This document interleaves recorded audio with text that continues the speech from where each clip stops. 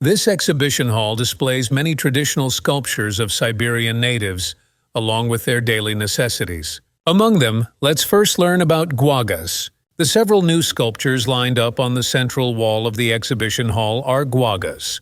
These sculptures, which seem to be flying side by side towards the sky, express the appearance of birds flying towards the sky. This is related to Siberian folk beliefs. In Siberia, birds that fly between heaven and earth were thought to be the link between the gods of the sky and people. It was believed that the soul of a dead person turns into a bird and flies to the sky, and shamans in Siberia briefly transform into birds to convey God's will to people. Surprisingly, there are similar artifacts in Korea as well.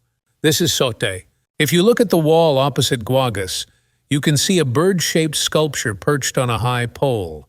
It looks very similar to the sote in Korea. Sote in Korea is also known as a religious symbol that connects heaven and earth, like gwagas. These commonalities between sote and gwagas show that there are similarities between the folk cultures of Korea and Siberia. On the wall opposite the gwagas stand giant pile-like statues. These scary-looking statues are related to the ongan sculptures of Siberian gods. The Siberian natives carved out trees in the taiga forest and made ongans for the gods they believed in. It was believed that good spirits were kept in ongan to protect them, and bad spirits were confined in ongan to prevent them from harming themselves.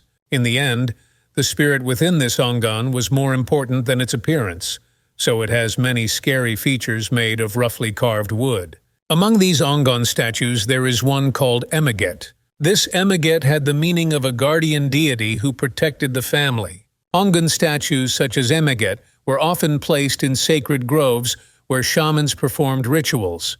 In that respect, Emaget can be said to be similar to Korea's Jangsung. The various artifacts in the Siberia Hall do not simply show Siberia's folk culture. If we compare gwagas and sote, Emaget and Jangsung, we can see that there are many similarities between the folk beliefs of Siberia and the folk beliefs of the Korean peninsula. And furthermore, we can think about the universality of human culture. Now, let's move to the Shamanism Hall adjacent to the Siberia Hall and take a look at the folk beliefs of the Korean peninsula.